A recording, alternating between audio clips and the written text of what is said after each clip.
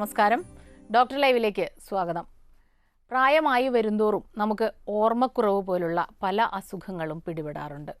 ഇതിൽ ഏറ്റവും ഗൗരവമേറിയതാണ് മറവി രോഗം.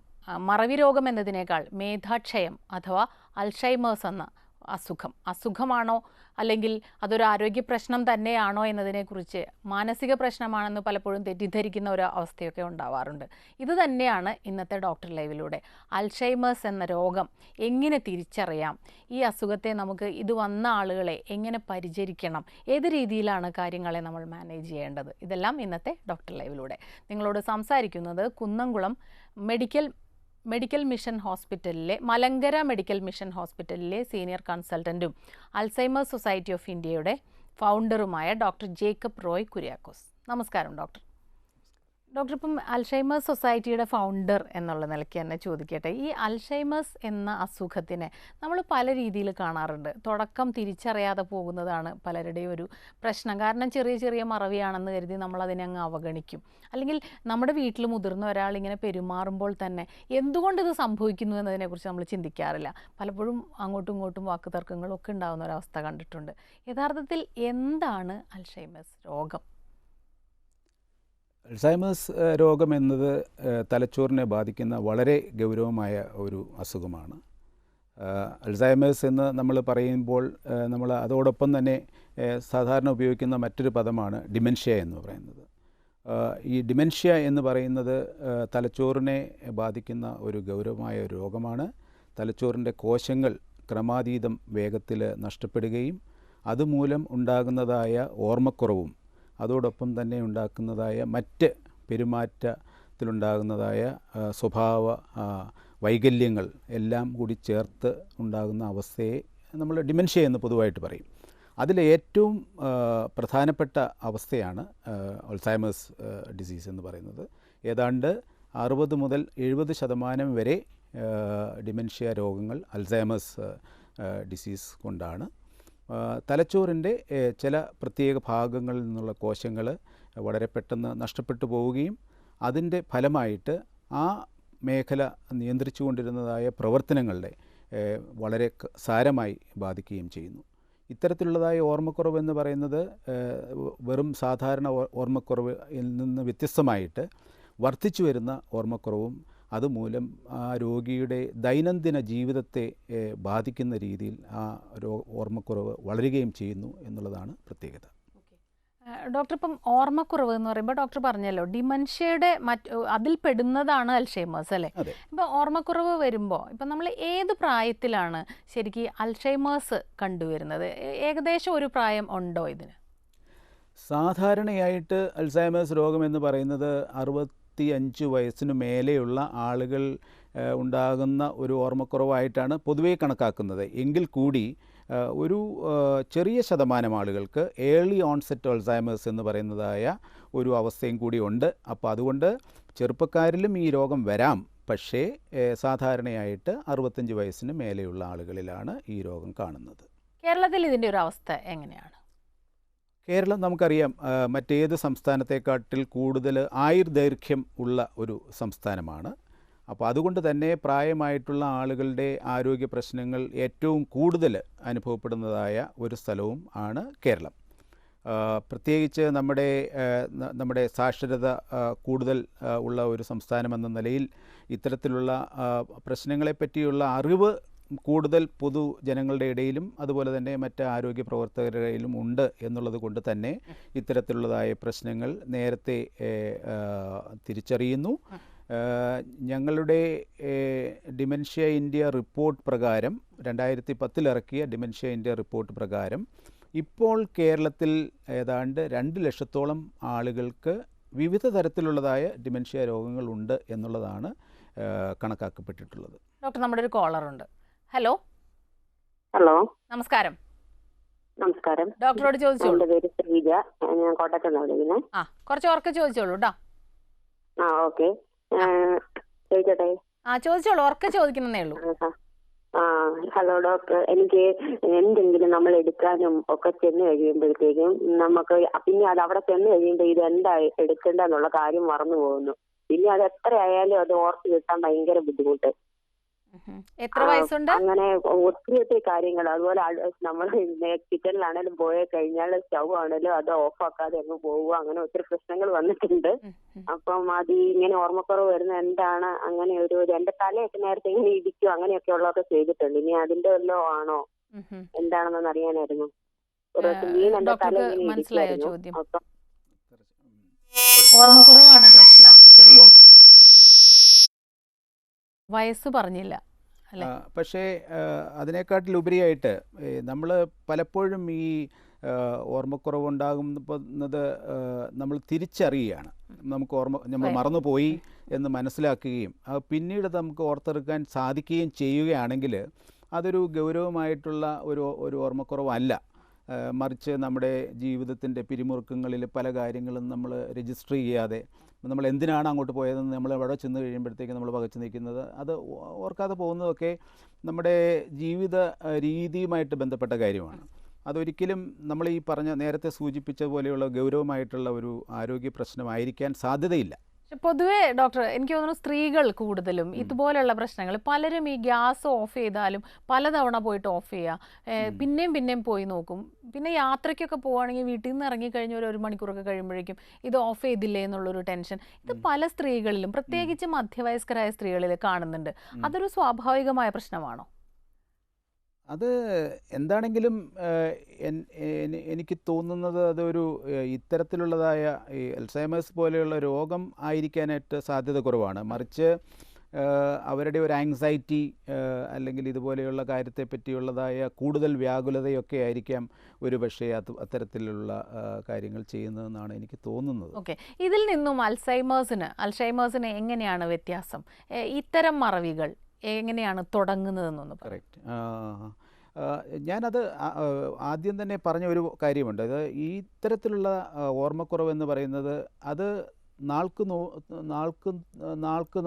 ചെല്ലും തോറും അത് വർദ്ധിച്ചു വരുന്നതായ ഓർമ്മക്കുറവാണ്.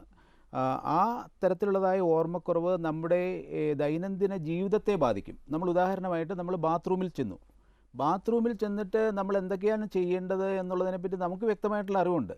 പക്ഷേ ഒരു ഡിമെൻഷ്യ പോലെയുള്ള രോഗം ബാധിച്ച ഒരാൾ ബാത്റൂമിൽ ചെന്ന് കഴിഞ്ഞേച്ച് അവിടെ ചെയ്യേണ്ട കാര്യങ്ങളെപ്പറ്റി ഒന്നും തന്നെ അവർക്ക് മനസ്സിലാകുന്നില്ല, അറിയുന്നില്ല, ചെയ്യുന്നില്ല. ആളവിടെ പോയി അവിടെ നിൽക്കുകയാണ്. ടോയ്ലറ്റിൽ പോകേണ്ട കാര്യമാണെങ്കിലും ശരി, ബാത്റൂമിൽ പോയിട്ട് കുളിക്കേണ്ട കാര്യമാണെങ്കിലും കുളിക്കേണ്ടെങ്കിലും അതിനൊരു സ്റ്റെപ്പുണ്ടല്ലോ. ഇത്തരത്തിലുള്ളതായ കാര്യങ്ങളെല്ലാം തന്നെ മറന്നു പോയിട്ട് ആ ആളിങ്ങനെ പകച്ചവിടെ നിൽക്കുകയായിരിക്കും. അപ്പോൾ നമ്മൾ ഇതുപോലെയുള്ള കാര്യങ്ങൾ, പ്രത്യേകിച്ചും അവർ തനിച്ച് ജീവിക്കേണ്ടതായ ഒരവസ്ഥയിൽ ഇതുപോലെയുള്ളതായ ഒരവസ്ഥയിലേക്ക് വന്നു പെട്ടു കഴിഞ്ഞാൽ നമുക്ക് ഊഹിക്കാവുന്നതേ ഉള്ളൂ എങ്ങനെയായിരിക്കും അങ്ങനെയുള്ള ഒരാളിൻ്റെ ജീവിതം എന്നുള്ളത്. അതുപോലെ ഓരോ കാര്യത്തിലും അവർക്ക് ഇതുപോലെയുള്ളതായ ബുദ്ധിമുട്ടുകൾ, ഓരോ ചെറിയ കാര്യം മുതൽ വലിയ കോംപ്ലക്സ് ആയിട്ടുള്ള കാര്യങ്ങൾ വരെ ചെയ്യുന്നതിനായിട്ടുള്ളതായ കഴിവുകൾ അവർക്ക് നശിച്ചു പോകുമ്പോൾ ആ ഓർമ്മക്കുറവ് തീർച്ചയായിട്ടും ഭയാനകമാണ്, വളരെയധികം ബുദ്ധിമുട്ടുണ്ടാക്കുന്നതായ ഒരു പ്രശ്നം. മറ്റൊന്ന്, വളരെയധികം കോൺഷ്യസ് ആയിട്ട് ഡ്രസ്സ് ചെയ്തൊക്കെ പുറത്തേക്ക് ഇറങ്ങുന്നവർ, ചിലപ്പോൾ വീട്ടിൽ ഇടുന്ന വേഷം തന്നെ എന്ത് ധരിച്ചു എന്നോർക്കാതെ പുറത്തേക്ക് ഇറങ്ങുന്ന ഒരവസ്ഥ അല്ലേ? ഇതൊക്കെ ഇത്തരം പ്രശ്നങ്ങളുടെ ഒരു തുടക്കമാണെന്നാണ്. തീർച്ചയായിട്ടും. മറ്റൊന്ന് ഡോക്ടർ, പലപ്പോഴും ഇങ്ങനെ ഒരു പ്രശ്നം നേരിൽ കണ്ടു കഴിഞ്ഞാൽ കൂടെയുള്ളവർക്ക് വളരെയധികം പ്രാധാന്യമുണ്ട്. കാരണം അവരെങ്ങനെയാണ് ഇതിനെ കാണുന്നത് എന്ന്.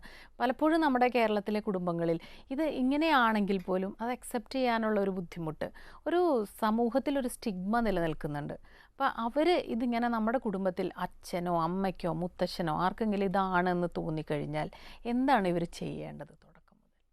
വാസ്തവത്തിൽ ഈ രോഗം ഉള്ള ആളിനെക്കാട്ടിൽ കൂടുതൽ ബുദ്ധിമുട്ട് അനുഭവിക്കുന്നത് ഈ രോഗിയെ പരിചരിക്കുന്നതായ കുടുംബാംഗങ്ങളാണ്.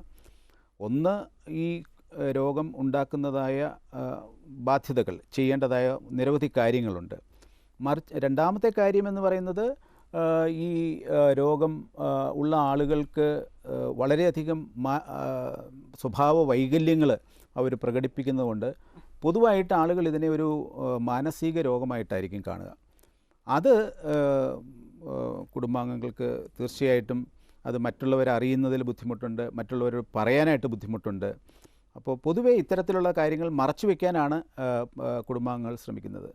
ആ ഒരു അവസ്ഥയിൽ നിന്ന് മാറി ഇത് തലച്ചോറിനെ ബാധിക്കുന്ന ഒരു രോഗമാണ്, അത് ആ രോഗമുള്ളത് കൊണ്ടാണ് ഈ രോഗി ഇതുപോലെ പെരുമാറുന്നത് എന്ന് കുടുംബാംഗങ്ങൾ പൂർണ്ണമായിട്ട് മനസ്സിലാക്കുകയും അത് അക്സെപ്റ്റ് ചെയ്യുകയും ചെയ്തു കഴിഞ്ഞാൽ അവരുടെ ജീവിതം തന്നെ ഒത്തിരി മാറാനായിട്ട് സാധ്യതയുണ്ട്. അടുത്തൊരു കോളിലേക്ക് പോകാം ഡോക്ടർ. ഹലോ ഹലോ, നമസ്കാരം. ഡോക്ടറോട് ചോദിച്ചോളൂ. ഹലോ. ഹലോ ചോദിച്ചോളൂ ഡോക്ടറോട്. ഹലോ ഉറക്കെ ഹലോ. ചോദിച്ചോളൂ. ഹലോ, ഇവിടെ കേൾക്കുന്നുണ്ട്. എന്റെ ഹസ്ബൻഡിനെ കുറിച്ച് ചോദിക്കാനാണേ. ശബ്ദം കൂട്ടി ചോദിക്കോ. അത് ഇടയ്ക്കിടയ്ക്ക് ഓർമ്മ ഒന്നും കിട്ടുന്നില്ല, വീഴ്ചയുണ്ട്, ബോധമില്ലാത്ത പോലെ ഒരു പെരുമാറ്റം, കൊച്ചു കുട്ടികളെ പോലെ. ഹസ്ബൻഡ് എത്ര വയസ്സായി? 65 വയസ്സായിട്ടുണ്ട്.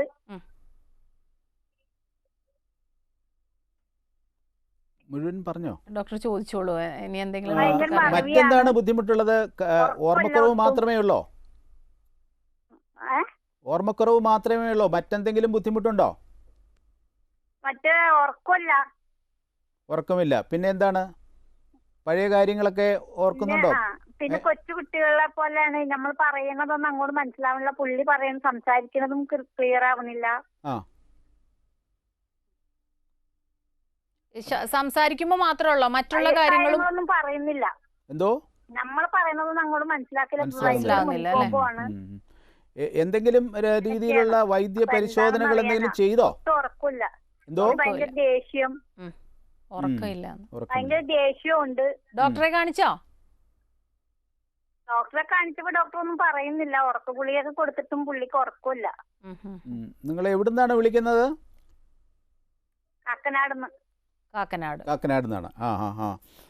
തീർച്ചയായിട്ടും ഇത് നമുക്ക് അവഗണിക്കാൻ പാടില്ല. ഈ രോഗലക്ഷണങ്ങളൊക്കെ ഇത്തരത്തിലുള്ള രോഗങ്ങൾ കൈകാര്യം ചെയ്യുന്ന ഒരു ന്യൂറോളജിസ്റ്റിനെയോ ഒരു സൈക്യാട്രിസ്റ്റിനെയോ എത്രയും നേരത്തെ കാണിച്ച് ഇതൊരു രോഗനിർണയം നടത്തേണ്ടത് വളരെ ആവശ്യമാണ്.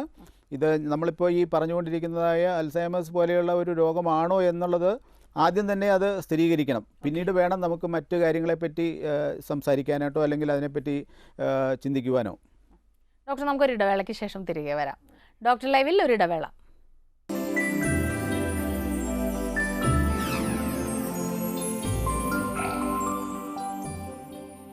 ഡോക്ടർ ലൈവ് തുടരുന്നു.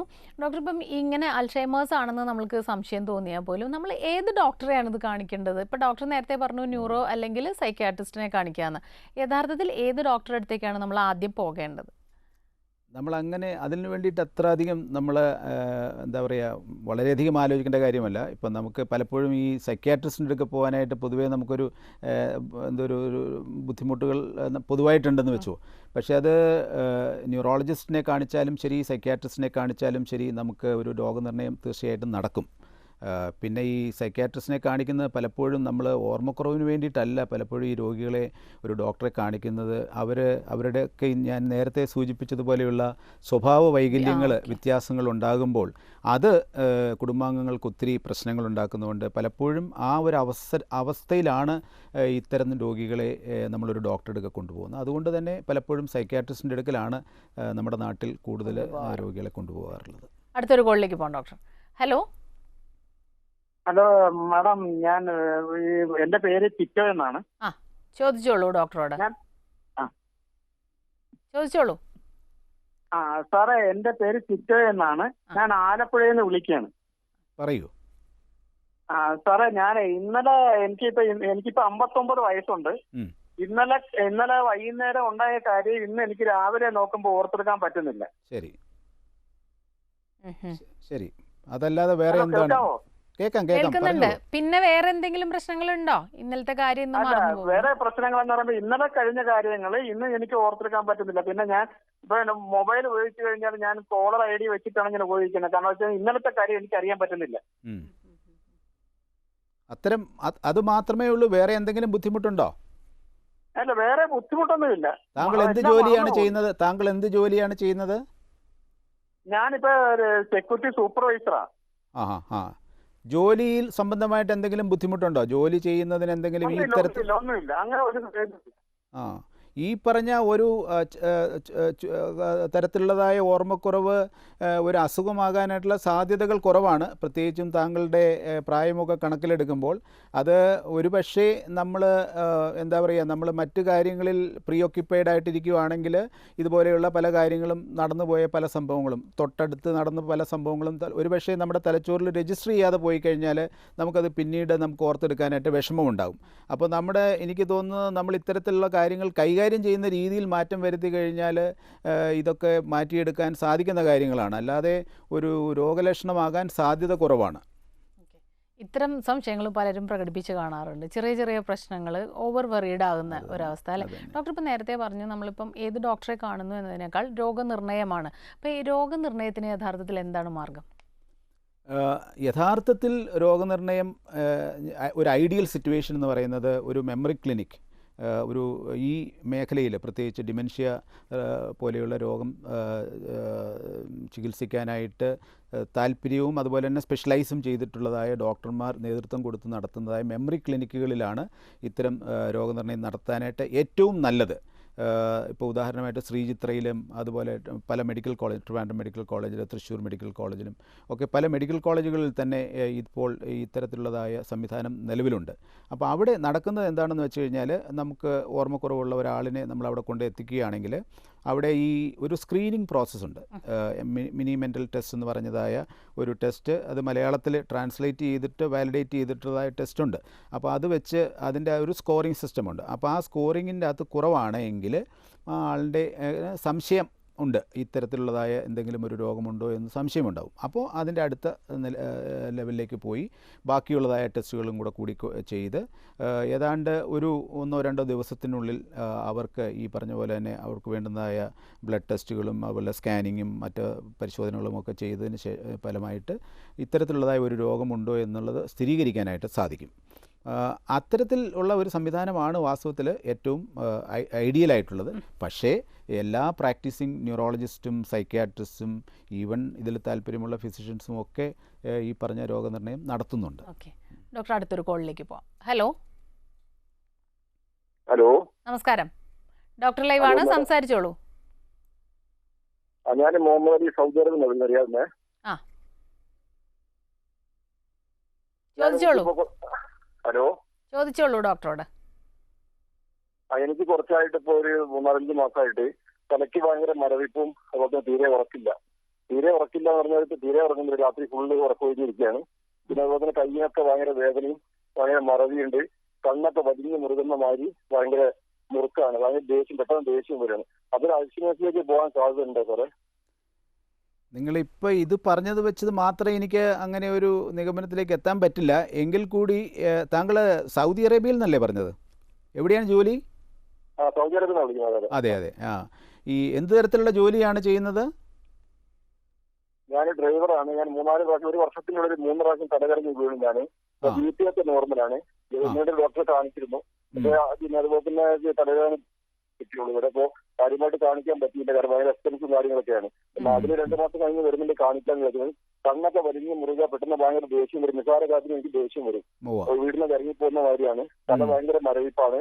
അതിന്റെ ബേക്കിൽ ഭയങ്കര വേദന, രണ്ട് ഭാഗം ഭയങ്കര വേദനയാണ്. കയ്യിനൊരു ഇടത്ത് ഭാഗം കയ്യിന് വേദന ഉണ്ട്. അപ്പൊ അത് ഇങ്ങനെയുള്ള രോഗത്തിലേക്ക് വരാൻ ചാൻസ് ഉണ്ടെന്ന് അറിയാൻ വേണ്ടിയാണ്. താങ്കൾ പറഞ്ഞ രോഗലക്ഷണങ്ങൾ വെച്ച് ഇത് അവഗണിക്കാൻ പറ്റില്ല. തീർച്ചയായിട്ടും താങ്കൾ വിശദമായിട്ടുള്ള ഒരു വൈദ്യപരിശോധന താങ്കൾക്ക് ആവശ്യമാണ്. ഇത് അൽസൈമേഴ്സ് രോഗമാകണമെന്നില്ല, പക്ഷേ മറിച്ച് മറ്റെന്തെങ്കിലും ആരോഗ്യ പ്രശ്നമായിരിക്കാം, അതിൻ്റെ ഒരു ലക്ഷണമായിരിക്കാം താങ്കൾ പറഞ്ഞ പോലെയുള്ള അകാരണമായിട്ടുള്ള ദേഷ്യവും മറ്റ് പറഞ്ഞ പോലെയുള്ള ഓർമ്മക്കുറവുമെല്ലാം. അപ്പോൾ അതുകൊണ്ട് തീർച്ചയായിട്ടും താങ്കൾ എത്രയും നേരത്തെ ഒരു വൈദ്യപരിശോധനയ്ക്ക് ചെയ്യേണ്ടതായിട്ടുണ്ട്. ഡോക്ടർ, നമുക്ക് മറ്റൊരു ഇടവേളയ്ക്ക് ശേഷം തിരികെ വരാം. ഡോക്ടർ ലൈവിൽ ഒരു ഇടവേള കൂടി.